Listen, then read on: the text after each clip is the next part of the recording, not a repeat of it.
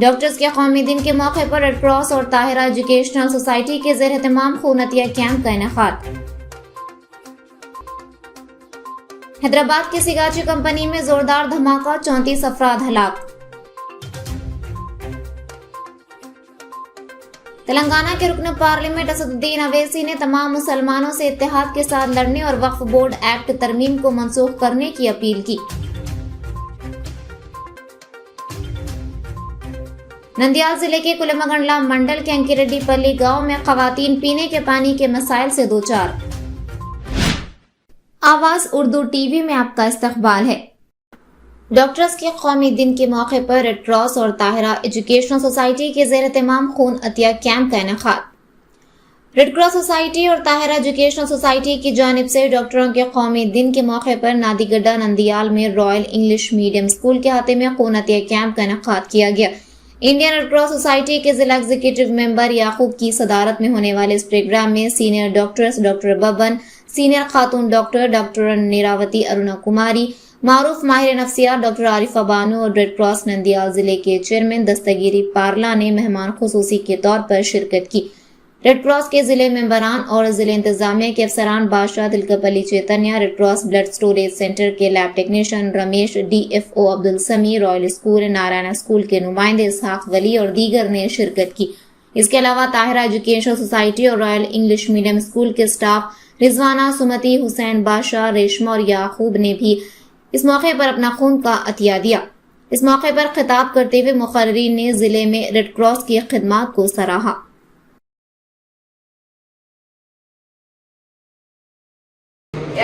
Actually red cross సొసైటీలో ఎవరైనా join అవ్వచ్చు. ఎందుకు చెప్తున్నాను అంటే మీరు ఇంకా రేపు పొద్దున కొంచెం పెద్దరైన తర్వాత వాలంటరీగా మనం దేశాని కోసం ఏమైనా చేయాలి, లేదా జస్ట్ ఇక్కడే మన సమాజం కోసం మీరు ఎక్కడైతే ఉన్నారో, మీరు ఎక్కడున్నారు నంద్యాలలో ఉన్నారు కదా, ఆల్మోస్ట్ ఇక్కడే ఉంటారు. సో మీరు ఎప్పుడైనా వెళ్తూ ఉంటారు, మీ ఫ్రెండే ఉన్నారు, మీరు తర్వాత కొంచెం పెద్దరైన తర్వాత బైక్ పై నుంచి కింద పడతారు, ఏమవుతుంది? దెబ్బలు తగ్గుతాయా లేదా? కొంతమందికి యాక్సిడెంట్ అయ్యి రక్తం ఎక్కువ కారిపోతుంది. సో అప్పుడు వెంటనే ఏం గుర్తొస్తుంది? సో బ్లడ్ బ్యాంక్ గుర్తొస్తుంది. సో ఇలాంటి కార్యక్రమాలు చేయడానికి మనకు రెడ్ క్రాస్ అనే జస్ట్ ఊరికే ఏమి మీరు వెళ్ళి ఎవరో ఒక బ్లడ్ ఇవ్వండి అంటే వస్తుందా? మీరు అడిగితే వచ్చేస్తుందా ఎవరో వెంటనే? సో వీళ్ళు ఏం చేస్తారంటే ఇలా క్యాంప్స్ కండక్ట్ చేశారు కదా, మీ క్లాస్ పక్కన ఇక్కడ జరుగుతుంది కదా క్యాంప్, అలా చాలా మంది వాలంటీర్స్ వచ్చి స్వచ్ఛందంగా మేము బ్లడ్ డొనేట్ చేస్తాము. ఎవరికైనా అవసరమైనప్పుడు ఏదైనా ఆపరేషన్స్ కానీ లేకపోతే ఇలాంటి యాక్సిడెంట్స్ కానీ జరిగినప్పుడు సో బ్లడ్ అనేది స్టోరేజ్ చేసి వాళ్ళకి సరైన సమయంలో అందిస్తారనమాట. దానికోసమే ఇవన్నీ చేస్తున్నారు. సెకండ్ తర్వాత మనకు ఏదైనా కోవిడ్ టైం, మీకు అందరికీ కరోనా టైంలో గుర్తుంది కదా, ఎవరు బయటికి రావట్లేదు, అందరూ ఇళ్లలోనే ఉన్నారు. సో కొంతమందికి తినడానికి ఆహారం లేదు, ఇంకా చాలా మందికి సో మెడిసిన్స్ కి ఎలాంటి సప్లై లేదు. అలాంటి సమయాల్లో ఈ రెడ్ క్రాస్ వాళ్ళు ఏం చేస్తారు అంటే సో వాళ్ళకి వాలంటరీగా కొంతమంది ఉంటారన్నమాట రెడ్ క్రాస్ మెంబర్స్ అని. సో వాళ్ళు ఏం చేస్తారు, ఫుడ్ అనేది సప్లై చేయడము, ఇంటింటికి వెళ్ళి వాళ్ళకి ఏమైనా మెడిసిన్స్ కావాలేమో చూడటం, ఇలాంటివన్నీ చేస్తారు. సో మీరు ఈ క్యాంప్ ఎలాగైతే జరుగుతుందో ఇలాంటివన్నీ చూసి నెక్స్ట్ జనరేషన్ మీరే, ఇంకా నెక్స్ట్ మనకు నేషన్ కోసం యూత్ మీరే, ఇంకా నెక్స్ట్ జనరేషన్ మొత్తం మనకు దేశాన్ని కాపాడవలసినవన్నీ మీ చేతిలో ఉన్నాయి. సో జూలై 1 డాక్టర్స్ డే సందర్భంగా ఈ కార్యక్రమానికి ముఖ్య అతిథిగా చేసిన మన డాక్టర్ బాబన్ సార్ గారికి, అలాగే అరుణ కుమారి మేడం గారికి, ఆరిఫా మేడం గారికి, అలాగే మన రెడ్ క్రాస్ చైర్మన్ దస్తగిరి, మన ట్రెజరర్ నాగేశ్వరరావు, మన కో మెంబర్ ఇషాక్ అలీ, అలాగే ఈ స్కూల్ కరెస్పాండెంట్ ఇషాక్ అలీ, మన యాకూబ్ బాషా, అందరికీ నాకు నమస్కారములు. ఆల్రెడీ డాక్టర్ ఆవశ్యకత మేడం చెప్పారు, అరుణ కుమార్ రెడ్ క్రాస్ గురించి మన ఆరిఫా బాల మేడం చెప్పారు. ఇక మన మేము చెప్పాల్సిన పని లేదు. అదే రక్తదానం ఆవశ్యకత అందరికీ తెలిసిందే, మీ పుస్తకాల్లో కూడా ఉంటుంది. రక్తదానం గురించి ఆవశ్యకత, సొసైటీ గురించి, రెడ్ క్రాస్ గురించి ఉంటుంది. ఏమి మీరే రేపు పొద్దున మంచి భవిష్యత్తు ఉంటుంది మీకు. రెడ్ క్రాస్ సొసైటీ అంటే ఓన్లీ సామాజిక సేవ చేయడమే కాదు, దీంట్లో మన NCC దాకా మన రెడ్ క్రాస్ కూడా ఒక యూనిట్ ఉంది. ఆ యూనిట్ కూడా స్థాపించవచ్చు. అలాగే మన రెడ్ క్రాస్ తరఫున పలు సేవా కార్యక్రమాలు నిర్వహిస్తున్నాము. నమస్తే అండి, నేను డాక్టర్ అరుణ. ఈరోజు బీసీ రాయ్ గారి పుట్టినరోజు. బీసీ రాయ్ గారి పుట్టి పేరు విధాన్ చంద్రన్ రాయ్.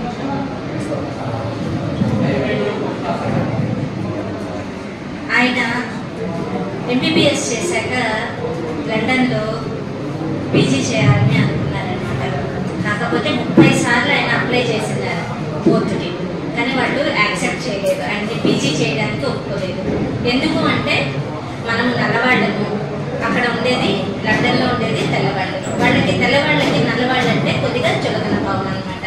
అందుకని 40 సార్లు ఈయన అప్లై చేసినా కానీ 30 సార్లు అప్లై చేసినా కానీ వాళ్ళు రిజెక్ట్ చేయడం జరిగింది. మామూలుగా అయితే మనం ఏమనుకుంటాం, అట్లా రిజెక్ట్ చేయగానే కోపం వచ్చేస్తుంది వాళ్ళ మీద, అయితే తిరుగుబాటుదారుల కింద మారుతాం కదా. యూజువల్గా మనకు నచ్చని జరగకపోతే తిరుగుబాటు అనేది ఆ ఫీలింగ్ ఉంటుంది. కానీ అక్కడ ఆయన ఏం చేశారు, వాళ్ళని ఒప్పించడం కోసం రిపీటెడ్గా అప్లై చేస్తున్నారు. ఆయన నాలెడ్జ్కి వాళ్ళు తల ఊకి ఆయనకి అక్కడ పీజీ సీట్ ఇవ్వడం జరిగింది. పీజీ సీట్ తెచ్చుకోవడమే కాదు, ఆ తర్వాత ఆయన 2 సంవత్సరాల్లో 2 పీజీలు చేయడం జరిగింది. ఫిజిషియన్గా, తర్వాత సర్జన్గా కూడా. ఇప్పుడైతే అవకాశం లేదు. ఈరోజు doctor BC Roy doctors day సందర్భంగా యాకూబ్ గారు మా రెడ్ క్రాస్ జిల్లా కమిటీ సభ్యుడు ఒక బ్లడ్ డొనేషన్ క్యాంప్ ఏర్పాటు చేద్దామంటే ఆ కార్యక్రమాన్ని ఈ యొక్క మాటలు ఇద్దరు సోదరులు Ishaq Wali Royal School Narayana school correspondent ముందుకు రావడం, రెడ్ క్రాస్ కి బ్లడ్ డొనేషన్ క్యాంప్ ఇచ్చినందుకు ముందుగా వారికి ధన్యవాదాలు తెలియజేస్తున్నాం. అలాగే రెడ్ క్రాస్ ఆధ్వర్యంలో వైద్యుల దినోత్సవం జరుపుకోవాలనే విషయాన్ని నిన్న సాయంత్రం రాత్రి ఇది ప్రోగ్రామ్ నిన్న ఫిక్స్ అయింది. చెప్పిన వెంటనే మా యొక్క విజ్ఞప్తి మేరకు ఇక్కడ విచ్చేసిన మా గురువర్యులు పెద్దలు డాక్టర్ బాబన్ సార్ గారిని, అలాగే డాక్టర్ అరుణ్ కుమారి మేడం గారికి, అలాగే ఆరిఫా బంద మేడం గారికి కూడా రెడ్ క్రాస్ తరఫున మేము ధన్యవాదాలు తెలియజేసుకుంటున్నాం. అలాగే మా రెడ్ క్రాస్ కమిటీ మెంబర్స్ కూడా మేము ప్రత్యేకంగా ధన్యవాదాలు తెలియజేస్తున్నాం.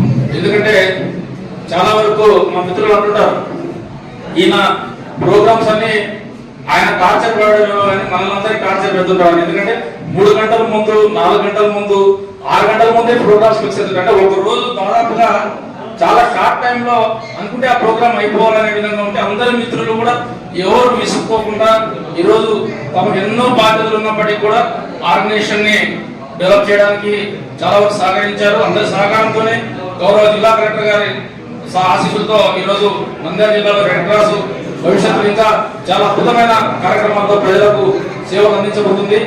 ఇప్పుడు యాకూబ్ చెప్పినట్టుగా 11 మంది క్రికెట్ టీం కాకుండా ఇంకా భవిష్యత్తులో ఈ సంస్థలో ఇంకా సంస్థకు పని చేయాలి, సంస్థను అభివృద్ధి పరచాలనే ఆశయంతో ఇంకా 15 మంది టీంతో ఇంకా కొంతమంది సంస్థను ఇంకా కొంచెం మందికి క్రాస్ రూట్ లో వెళ్ళాలంటే ఇంకా కొందరి సహకారము, భవిష్యత్తులో కలెక్టర్ గారి సూచన సలహాల మేరకు ఇంకా సేవలు అందించడానికి కూడా ముందుకు వచ్చేవాళ్ళని కూడా ఇందులో భాగస్వామ్యం చేయడానికి కూడా మేడం గారు ఒక ప్రణాళిక సిద్ధం చేస్తున్నారు. భవిష్యత్తులో రెడ్ క్రాస్ నంద్యాల జిల్లాలో ప్రతి గ్రామ ప్రతి ఒక్కరు చేరాలనే లక్ష్యంతో, అలాగే మన నంద్యాలలో రక్తం కొరతతో ఎవరు ఇబ్బంది పడకూడదనే ఉద్దేశంతో కేసీకరావు కాంపౌండ్ లో బ్లడ్ స్టోరేజ్ సెంటర్ ఏర్పాటు చేయడం జరిగింది. దానికి అనుబంధంగా ఈ రోజు మనం క్యాంప్స్ ఏర్పాటు చేస్తున్నాం. ప్రతి ఒక్కరు కూడా ప్రజలు కూడా రెడ్ క్రాస్ సేవలు వినియోగించుకోవాలని మరి ఒకసారి ఇక్కడ శిబిరం ఏర్పాటు చేసిన యాకూబ్ ఇషాక్ వలికి ధన్యవాదాలు తెలియజేస్తున్నాం. नंदियाल जिले के कुलेमगंडला मंडल के अंकिरेड्डीपल्ली गांव में खवातीन पीने के पानी के मसाइल से दो चार। नंदियाल जिले के कुलेमगंडला मंडल के अंकिरेड्डीपल्ली गांव में खवातीन पीने के पानी के लिए सड़क पर उतरी। उन्होंने कहा कि वो पीने के पानी के लिए जिद्दोजहद कर रहे हैं। वो पानी की खाली बोतलें लेकर सड़क पर आ गईं और गाड़ियों की आमदरफ्त को रोक दिया। इसके साथ ही बड़ी तादाद में गाड़ियां अंकिरेड्डीपल्ली मेन रोड पर रुक गईं। कुलेमगंडला पुलिस की मदाखलत के बाद एहतजाजी प्रोग्राम पर काबू पा लिया गया।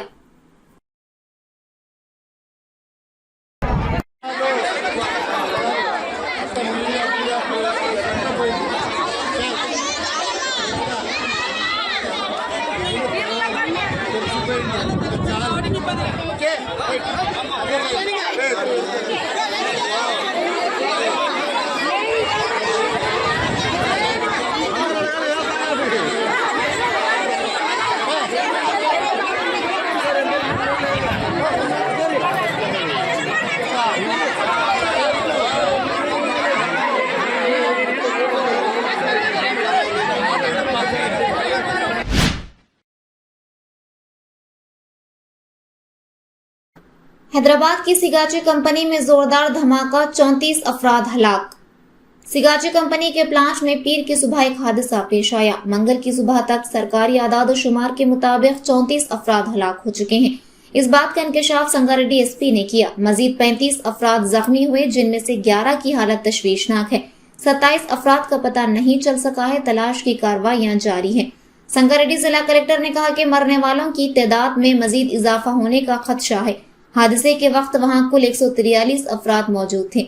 ताहम धमाके की आवाज सुनकर बहुत से लोग एकदम भाग निकले।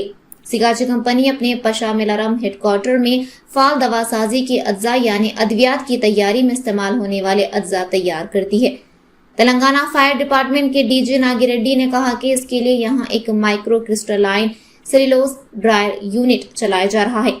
मुकामी पुलिस ने बताया कि हादसा पीर की सुबह 9 और 9:30 के दरमियान पेश आया। सीएम रेवंत रेड्डी, वज़रा और दीगर कायदीन ने संगारेड्डी जिले में पशामिलाराम इंडस्ट्रियल एस्टेट में जाए हादसे का मुआयना किया।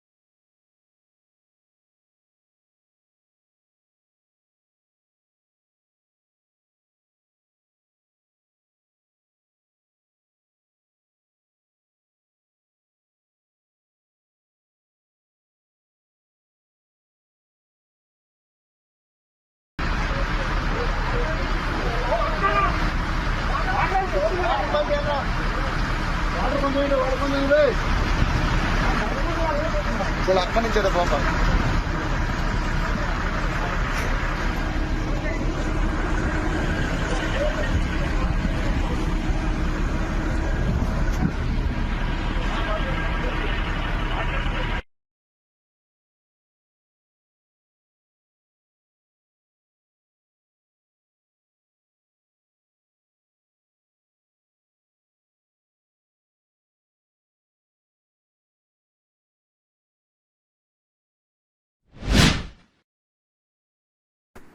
तेलंगाना रुकने पार्लियामेंट असदुद्दीन अवैसी ने तमाम मुसलमानों से इत्तेहाद के साथ लड़ने और वक्फ बोर्ड एक्ट तरमीम को मनसूख करने की अपील की। पीर को मुस्लिम पर्सनल लॉ बोर्ड की कॉल के मुताबिक STBC कॉलेज ग्राउंड में वक्फ बचाओ दस्तूर बचाओ JAC के ज़ेर एहतमाम मौलाना शुएब साहब की सदारत में एक बहुत बड़ा जलसे आम मुनाकिद हुआ। इजलास में all India Muslim personal law board के सदर खालिद शफीउल्लाह रहमानी और जमात अहले हदीस के सदर अब्दुल रहीम खुर्रम ने शिरकत की।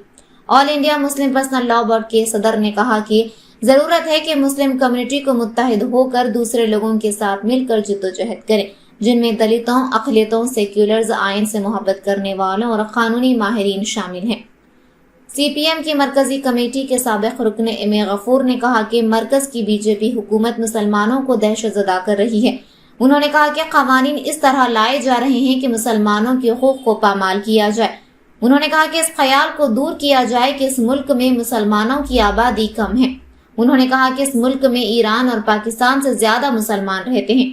उन्होंने कहा कि सबको याद रखना चाहिए कि वजीर आजम नरेंद्र मोदी ने दिल्ली में किसानों के एहतजाज को देखते हुए 3 सियाह क़वानीन को मनसूख किया था और सबसे माफी मांगी थी। इस मौके पर जावली साहब, साबिक़ MLA SV मोहन रेड्डी, हाफिज खान, सैयद शाह, फशीफा शाह साहब, मुफ्ती सैयद मंसूर साहब, SDPI के रियासती सदर अब्दुल खान, CPM के जिला सेक्रेटरी D गौस देसाई और दीगर ने मीटिंग में शिरकत की।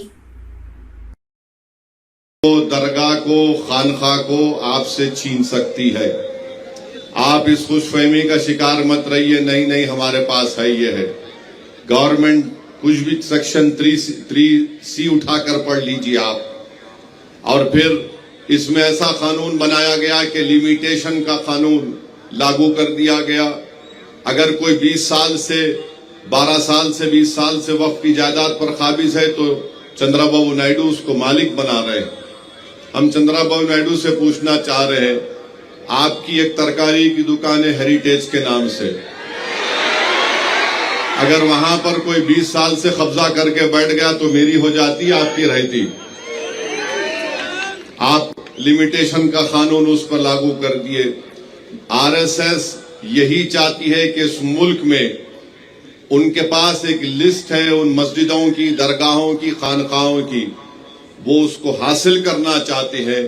और चंद्रबाबू नायडू और पवन कल्याण ने आरएसएस के एजेंडे को सामने बढ़ाया है और आरएसएस को इस मुल्क के सेकुलरिज्म को खत्म करने के लिए, इस मुल्क के आइन को, कॉन्स्टिट्यूशन को कमजोर करने के लिए चंद्रबाबू नायडू ने बीजेपी का साथ दिया। आंध्र प्रदेश में यकीनन तरक्की होनी चाहिए, मगर चंद्रबाबू नायडू आंध्र प्रदेश की आवाम को झूठ बोल रहे हैं। मैं अमरावती के लिए कर रहा हूं। चंद्रबाबू नायडू अमरावती के लिए नहीं कर रहे हैं, सिर्फ अपने खानदान और दोस्तों के लिए आंध्र प्रदेश की बलि लगा दिए दिल्ली में। कोई अमरावती का काम क्या हो रहा है बताओ आप। मगर अल्लाह का करम है कि हम देख रहे हैं कि इतने कम अरसे में 2024 में इलेक्शन हुआ। आंध्र प्रदेश की आवाम में अभी से चंद्रबाबू नायडू के खिलाफ गुस्सा पैदा हो चुका है और मुझे यकीन है कि इंशाअल्लाह ताला ये गुस्सा और बढ़ेगा और चंद्रबाबू नायडू को इलेक्शन, जब कभी भी लोकल बॉडी के इलेक्शन होंगे या अगर कुछ भी इलेक्शन हो, मेरी आपसे गुजारिश है कि आप इसका मौसर जवाब दीजिए। हमारे जो भाई तेलुगु देशम पार्टी में बैठे हुए हैं, अगर नायडू आपकी बात को नहीं सुनता, आप निकल जाओ पार्टी छोड़ दो पार्टी को। आप कुछ नहीं कर सकते। देखो ये कानून मस्जिद को छीनने के लिए बनाया गया, ये कानून दरगाहों को छीनने के लिए बनाया गया, ये कानून खानकाहों को, कब्रस्तानों को छीनने के लिए बनाया गया है। जब तुम्हारी और मेरी पहचान मस्जिद से है, इख्तलाफ हो सकता है, मैं आप कोई दूसरी पार्टी में होंगे, मगर जब बात शरीयत की, मस्जिद की आती है, तो मैं आपसे अपील कर रहा हूं कि आप बेखौफ होकर टीडीपी को छोड़ दीजिए और पैगाम दीजिए कि आप कभी भी संविधान पर, कॉन्स्टिट्यूशन पर, शरीयत पर, मस्जिद पर कोई कॉम्प्रोमाइज नहीं करेंगे। मेरे भाई, मैं आपको बता रहा हूं कि चंद्रबाबू नायडू की तायद से क्या हो रहा है। मुजफ्फरनगर में यात्रा शुरू होती है, वहां पर संघ परिवार के लोग चले गए एक दुकान पर, जाकर कहा कि तुम्हारे पास नाम क्या है। उसने कहा नाम से क्या मतलब। उसका आधार कार्ड पूछे, आधार कार्ड नहीं था। उससे कहा कि तुम्हारी दुकान का नाम ये क्यों है। उसने कहा मेरी मर्जी है। तो उससे कहा तुम्हारा पैंट खोल के दिखाओ हमको। नहीं, ये हुआ है, मजाक की बात नहीं है। फिर बाद में उस शख्स ने कहा कि मैं पैंट नहीं खोलूंगा, तो उसको गाली गलौज की गई। बाद में मालूम हुआ कि जिसको गुस्सा कर रहे थे, गाली दे रहे थे, उसका नाम गोपाल है। अब बात आइए, आप इस मुल्क में इस तरह का नफरत फैलाई जा रही है मुजफ्फरनगर में, और चंद्रबाबू नायडू खामोश बैठे हैं। चंद्रबाबू नायडू से हम पूछना चाह रहे हैं, दत्तात्रेय होसोबोले ने कहा कि संविधान में से सेकुलर और सोशलिज्म के वर्ड को निकालना चाहिए। क्या चंद्रबाबू नायडू उस पर राजी हैं? अगर राजी नहीं है तो चंद्रबाबू नायडू को पब्लिकली कंडेम करना चाहिए दत्तात्रेय होसोबोले के बयान को, कि बेसिक स्ट्रक्चर का हिस्सा है हमारे संविधान का।